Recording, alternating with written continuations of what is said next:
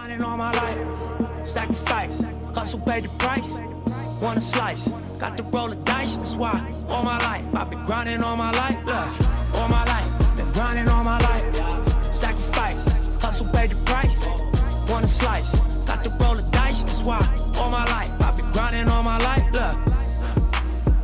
What do you think when you hear that sentence? Man, it sounds damn good. Damn good. It's been a lot of work, man. A lot of work. Going to a new team, everybody staying the course. That team fight hard. T. Lou, unbelievable coach. Chauncey Billups, my big brother, so many ties to that team. But damn, this feels good. Chris, in this game, there was a point the Clippers cut it to 7. You then scored 14 of 16 points on your way to 41 for the game. What kind of mission were you on? Don't lose. Don't lose mission. You know what I'm saying? Damn, that feel good. I wish my son and my family come down here.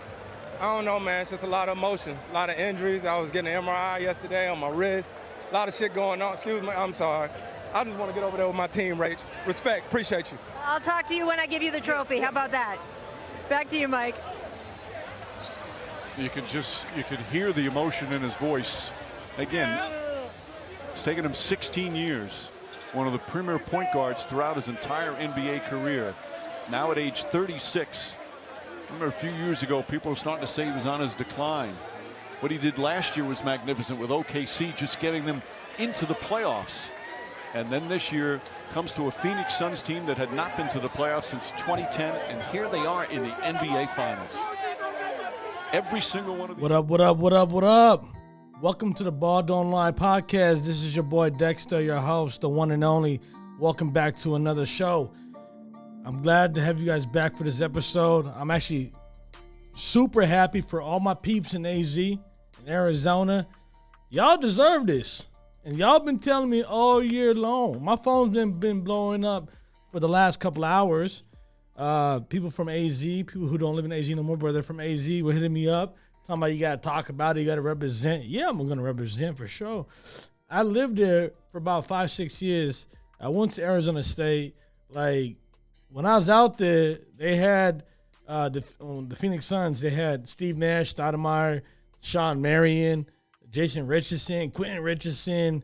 They had Shaqtis. They had Joe Johnson. Like, they had a good team for a while.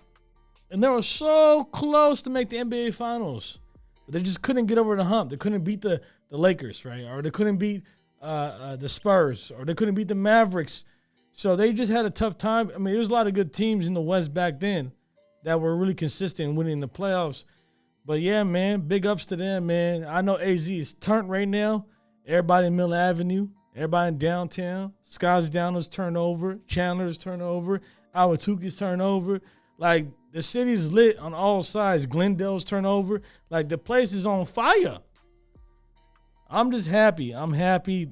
Well-deserved for the Phoenix Suns. And round of applause. Round of applause for my boy Monty Williams. My boy James Jones. Like, they turned around the organization. You know, they turned it around. So before we kind of get into all that, I'm going to break down like what happened in Game 6 in LA. It was pretty good for a while. But then the Chris Paul factor kicked in. And I'll go ahead and break that down. But before we actually get into that, if you're new to this channel, you know, go ahead and subscribe. Hit that bell notification. And then smash that like button as well. Every time you actually do that, it does push the video content to the top of the YouTube with the algorithm system. So, it helps out a lot. For the ones that actually been tuning in during the playoffs, oh yeah, man. I'm going to have to give it to y'all too, man, because I appreciate it. I appreciate it. For all the support, for all the feedback, I can't thank y'all enough. So let's just go ahead and, break this down because, like, I wanted this not to go to Game 7. And like I said in the last episode, like, Chris Paul's been playing trash.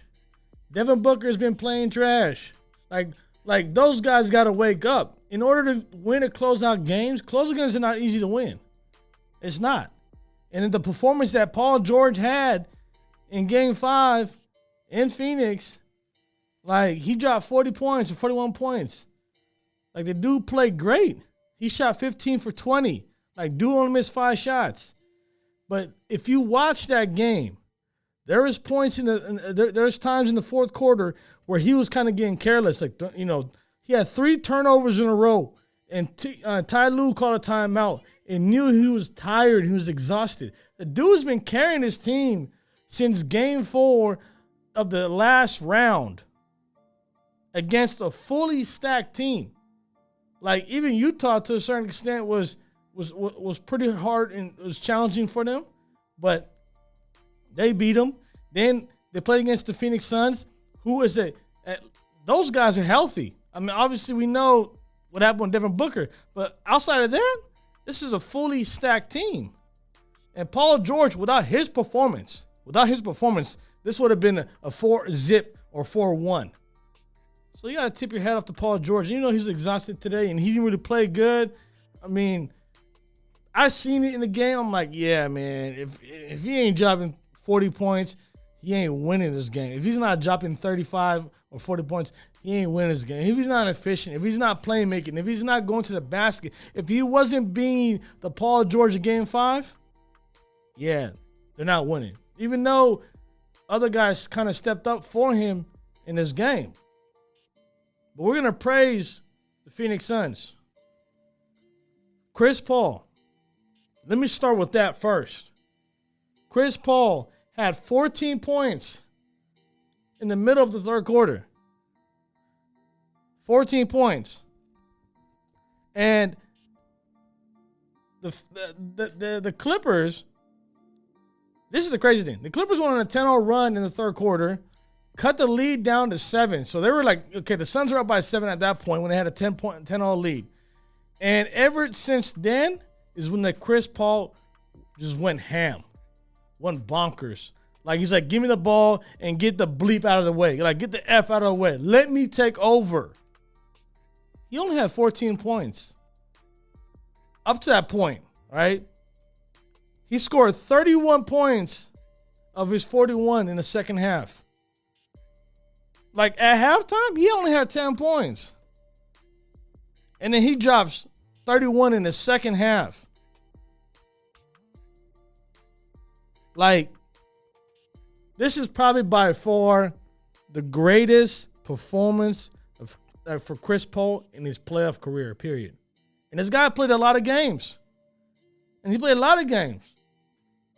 I mean, he was in the playoffs last year with OKC. And the year before that, he was in Houston. And the year before that, 7 years, he was in the Clippers. And then before that, he was in New Orleans with the Hornets. So the guy had a lot of playoff games. Chris Paul scored or assisted on 59 points in Game 6 win. They dropped 130 points. They dropped over 30 points each quarter. So all 4 quarters, they had 30, 32, 36, something, whatever it is, came out to 130 points. You cannot win when a team is dropping 30 points in each quarter. Unless both teams don't got no defense. Unless both teams are dropping 130, 140 points a game or in the game. But by far, this is one of the best games Phoenix Suns had in the series because all around they were efficient. They had 17 assists in the first half, the most ever. The most by far this postseason by the Phoenix Suns. They shot great. They dominated on all fronts. Defense, they dominated the paint. They dominated the three-point area. They dominated mid-range. They dominated the free throw. They dominated with time of possession. Like they control the game. They literally control the game. And because of Chris Paul, from that 7-minute mark in the third quarter to end of game, the guy just took over, playmaking, hitting tough shots. Obviously, we all seen with this clip right here, Pat Bev, like, I guess something was said, but nothing was said. And then he pushes or shoves Chris Paul and then gets ejected. That just tells you, like you, because of what he was doing, he got into your head. And Pat Bev got ejected like the last 4 or 5 minutes of the fourth quarter.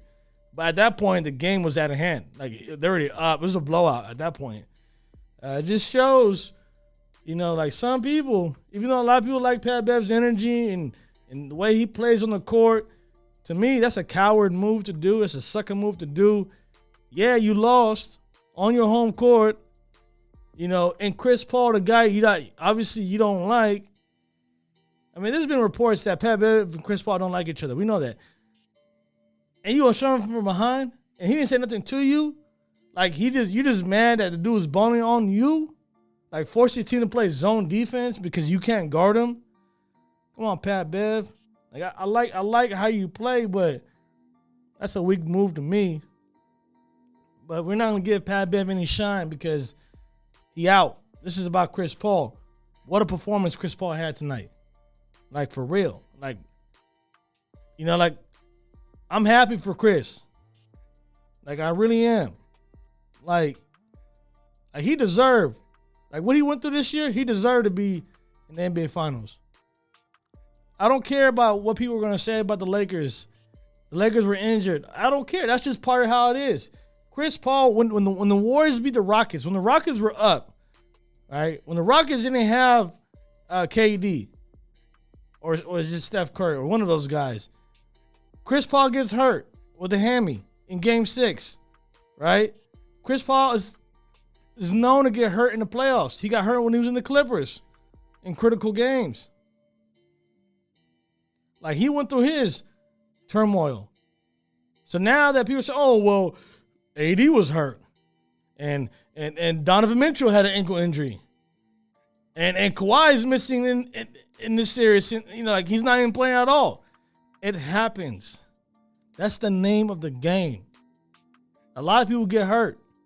Obviously, we're not accustomed to this level because of the condensed schedule and everything else. But I don't want to get deep into that. Chris Paul overall, he deserves his cookies and his flowers. Give it to him. He deserves all that. I mean, like, what a night. 41 points, 8 dimes in 35 minutes with 0 turnovers. Running back, 0 turnovers. 41 points, 8 dimes, 35 minutes play, 0 turnovers. Yeah. One of his greatest performances in his career, for sure. And it's crazy how it comes full circle. Chris Paul played in the Clippers, in the LA area, obviously the Clippers, for 7 years. 7 years. Couldn't get over the hump. Right? He couldn't beat the Spurs. He couldn't beat the Warriors of the world, right? Couldn't get to the NBA Finals. They had a shot when they got to the Western Conference Final, but couldn't get there. Right? Leaves, goes to Houston. Didn't work out. Goes to OKC. He's like, I want out. And they're like, yeah, we're going to trade you for sure. Gets shipped to the Phoenix Suns because he wanted to go there. And he plays against the same team he played for 7 years and beats him on the home court to go to the NBA Finals. I mean, it's bittersweet for Chris Paul. Like, it can't turn out any better than that, right? The team that he played for, the team that had supposedly, the Lob City, right? They had BG, Blake Griffin. They had DeAndre Jordan. They had Doc Rivers. They had Lou Will. They had Jamal Crawford. They had Matt Barnes. They had a bunch of players, right? But they couldn't get over the hump. But he goes to the same city and beats them in their home court to go to the NBA Finals. Respect. I tip my hat off because he balled out tonight. And Chris Paul has been in the league for 16 years. 16 years. Guy is 36 years old. And he's going to his first NBA Finals appearance. I mean, I'm happy for him. Like I said, I can't even emphasize the joy that I actually have right now because, like, I was turned up for a couple hours talking to people from Phoenix, and everybody is just so excited. All they need is 4 more games. They need 4 more games, and they're gonna win. And then if Giannis, and we know the story, if you don't know, Giannis hyperextended his knee. No damages to as far as like the ligaments. He's gonna miss game 5 in Milwaukee. We don't know. Even if the Bucks do win, he's not gonna be 100%. I had a hyperextended knee before. Not like how it looked for Giannis in Atlanta, but I couldn't play basketball for at least 2.5 months, 3 months. And I still felt it by then. So it's going to be hard. So regardless, whoever comes out, right, the Phoenix Suns have the best chance. Milwaukee, if Giannis is not even 50%, yeah, it's done. But we're not going to get into, I'm not going to, overshadow what the Hawks are doing. So we're going to see what's going to happen with those two teams. But we'll go ahead and see what happens next week. I mean, they still have a game on Thursday. They still have a game on Saturday. And then if it does go to Game 7, it will be on Monday. But we'll talk about that when the time does come. But like I said, Chris Paul, 16 years to make the NBA Finals. One of the best point guards in our era, right? I remember when he came out of Wake Forest, and he balled a couple years in the NBA. People were comparing him and Darren Williams from the Utah Jazz like neck to neck, and no one else. And then Darren Williams' career just kind of plummets ever since he went to New Jersey, then eventually moves over to Brooklyn, right? Because they used to be in the Meadowlands in Jersey. Then they moved over to Brooklyn, and his career wasn't the same. Then he joins LeBron James, but Chris Paul is steadily just hanging there. And then I remember hearing, oh, he's declining 3 years ago. Oh, Chris Paul's declining. He ain't the same player. He can't go nowhere. He can't carry a team. He can't even push his team. He will not be a good starter. Listen, all that stuff, right? Blah, blah, blah. And look where he's at now. I mean, you got to understand. The Phoenix Suns haven't made the playoffs since 2010. The last year Stoudemire was there before he went to the Knicks. So last time the Suns went to the playoffs, Steve Nash was there. Shawn Marion was there. Actually, I take that back. Shawn Marion was not there. No, he wasn't. Or he might. I'm not sure. But anyways, that's the last time the Phoenix Suns was in the playoffs. Didn't make the playoffs for 10 years. 10 years. First time they make the playoffs in a decade. They go to the NBA Finals. That has never happened before. Ever. That's history in the making. How you make the playoffs, then make the NBA Finals, but you haven't made the playoffs in 10 years. Matter of fact, the last 5 years, you was the worst team in the NBA. Arguably neck to neck with Detroit and Sacramento. But you was definitely at the bottom of the barrel for the last 5 years. And then all of a sudden, like that. You know why? James Jones. James Jones changed the roster. He changed the culture. He changed the whole organization. They needed him. And look what he did in the last few years. Hired Monty Williams. Great coach. Great coach. He's a great leader. One of the best X and O coaches in the league. And the thing about Monty Williams, he lets you be you. There's other coaches no, it's either my way or the highway, right? Nah. Monty Williams, yeah, to a certain degree, he's going to coach. That's what he's getting paid for. And that's how good he is or how great he is. But he lets you be you. So that's why I think the Phoenix Suns, it's been a decade, but the turnaround is crazy. So, Phoenix Suns,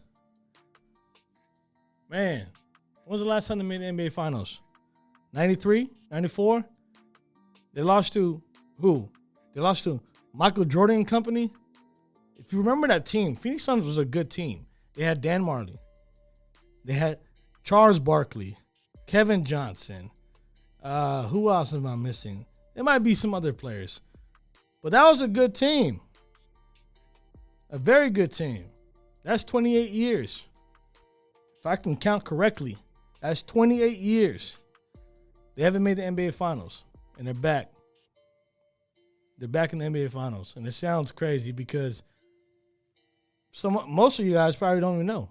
But I was a kid at the time. I was a young buck. But man, it was a different city at the time, different culture, different atmosphere. Now, it's gonna be lit. It's gonna be lit. The city's gonna be turned. Oh yeah. I'm definitely gonna be there. Okay, believe me when I say that. I'm definitely gonna be in Arizona for the NBA Finals. You can count that. That's my word. Like I said, this hasn't happened before. First time in history. Didn't make the playoffs in 10 years, go to NBA Finals. Like I said, credit to the Phoenix for the stellar year this year. They had a great year this year. They're the best team on the road. They had the most road wins. And they closed out 2 series in this playoffs on the road. And it happens to be in L.A. They beat the Lakers, right? They closed out that series in L.A. in the Staples Center. They closed out the Clippers in Game 6 in the Staples Center. I don't think that has ever been done either. That's crazy. But yeah, best road team. They had a great year. Second in the West. I mean, most of the year they were number 1, but they kind of fell down to second or so. You got to tip my hat off. I can't say enough about the Phoenix Suns. They play great all year long. They deserve to be in the NBA Finals. And guys, like I said, need to step up. They stepped up. Drake Crowder had tonight 19 points. He gave you 19 points, hit a lot of crazy three-pointers, like contested threes, like in-your-face kind of threes. Yeah, Jay Crowder stepped up. They needed him. Like I said last time, you can't have 8 points, Jay Crowder. And same thing with Mikal Bridges, who had 9 points tonight, which is terrible still, but he played a lot of defense today. He had 6 points, but Jay Crowder showed up today. At least one of those guys had to show up. Like I said, Devin Booker played well. Respectfully gave you 22 points.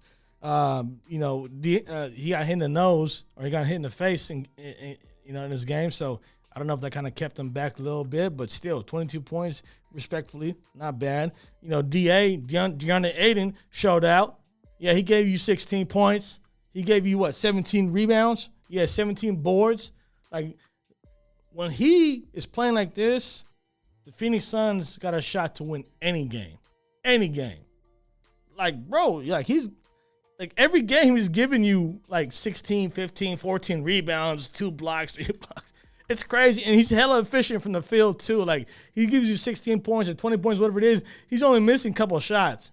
You know what I mean? And his shots are not he's not in the paint banging on you either. Like, the dude has a very soft hand, very agile. The way he finesses to the basket, with the layups and the jelly rolls and the fadeaways and the little hook shots. He'll bang on you.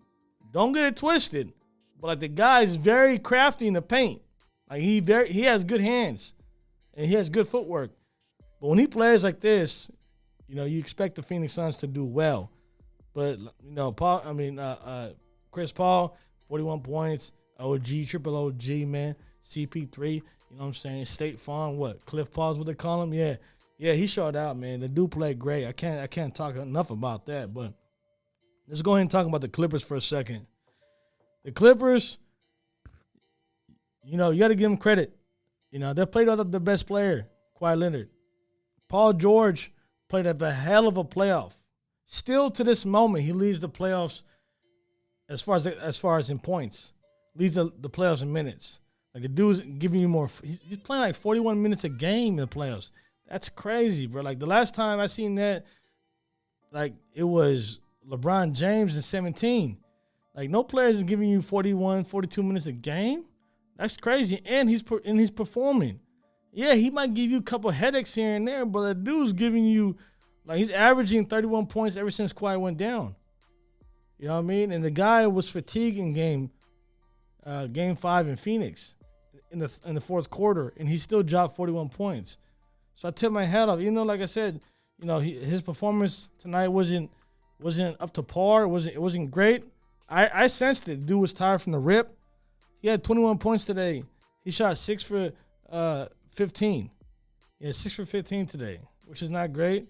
It's 40-something%, I think. He had 9 boards, and he wasn't really playmaking. 2 dimes, only 2 assists. So pretty much he was getting the ball and he was just trying to create for himself. Paul George is great when he gets everybody else involved. Reggie Jackson, I'm gonna show this clip right here before I speak about what he for his stats. Like the guy came from the bottoms, and he played great. He's gonna get the bag this summer. Somebody's gonna pay him. But like LA believed in him. Paul George called him when he was on a buyout in Detroit. So I'm gonna go ahead and play this clip for you guys. Check it out. And it shows you how much passion players really have. Even though they get paid a lot of money, players get emotional about this stuff. So yeah, go ahead and run that clip for me for a second. Most fun year. Not sure when you're gonna play. Ups and downs, guys being injured. Still finding my way in this locker room. First thing I told those guys is thank you for saving me. And I appreciate them. I appreciate every guy in that locker room. I appreciate Paul for getting on the phone last year at the end of the season when it was time to do a buyout with Detroit. I'm thankful for everything I've experienced being here. This city making me feel home. This organization welcoming me. My quirks, my strengths, my weaknesses. I'm not here to do it without this team. I'm not still playing without this team, so. Man, dude was tearing up. Dude was crying, because I don't think he's going to be in next year for the Clippers. You know what I mean? They got a lot of things to work on. They got to figure out the Kawhi situation. Is Kawhi going to stay here for 1 year and then sign a 5-year deal with the bird rights after that? Or is he going to sign for 4 years, $176 million this summer? But it all depends on his knee. But I'm going to go ahead and break that stuff down for free agency down the road. But they're not going to sign Reggie Jackson. He's going to be out. Somebody's going to pay him. He's going to go somewhere else. But he had a great year, man. He had a great year. Like they said, hey, they saved his career. They saved him. And you can just tell he was just genuine how he felt and how in the presser, like what he was saying. And so overall, with the Clippers, they the only players that came out and really performed well was who? Marcus Morris had 26 points. Dude played great. He played almost the whole entire game. Reggie Jackson, 13 points, 8 assists, but you can also tell too, he wasn't really like the Reggie Jacksons that we of the previous games. You had Pat Beverly give you 11 points, DeMarcus give you 12 points. But outside of Paul George and Marcus Morris, other guys didn't really step up. You had Terrence Mann who played 30 minutes and give you 5 points. That's whack. What's his name? Luke Kennard played 15 minutes and give you 3 points.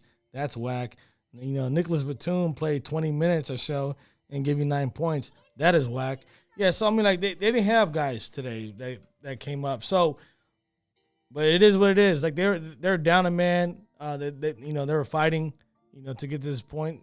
Respectfully, you got to give them their kudos, man, because Paul George just showed the whole entire world what he can do, when he leads. Obviously, he doesn't have a Robin, So if he's the Robin, he doesn't have somebody else for him. So don't say Reggie Jackson, don't say Reggie Jackson, whoever else on that team. But it just showed. So we'll see what happens going forward. Obviously, he's locked in with the Clippers for a while, but we'll see what happens. And can't wait, man. Can't wait for the NBA Finals to be, start next week after, the July 4th weekend. So we'll see what happens. I'll go ahead and break down the next game with the Hawks in Milwaukee. Is it Game 5? Yeah, Game 5 in Milwaukee. We'll see what they do. We'll see how they respond. Milwaukee responds without the Greek freak, Chris Middleton. I don't get it, bro. You had 38 points in Game 4, and then last game, Game 5, you played like ass. You know what I mean? You only dropped, you had 16 points or so, 17 points. That's terrible, man. You are the man now. Let's see what you're going to do. But we'll speak about him after Game 5. But, yeah, man, so that's a wrap for tonight. just want to touch on one thing before I let y'all go. If y'all going to have, if you guys are going to go out for July 4th, just be safe, safe travels wherever y'all go. And like I said, just try to be safe, man. The Delta variant is crazy right now, man. It's crazy. So if y'all vaccinated, just make sure y'all safe. If you're not vaccinated, be hella precautious. But until then, man, I appreciate it for y'all tuning in. If y'all still watching it to this point, I appreciate the love. We'll be back about the Hawks and the Bucks and see what happens. If the Hawks make the NBA Finals, that's going to be the story for the summer. For real. Cinderella underdogs making it, man. But until then, I appreciate the love. Stay tuned for the next episode. Peace.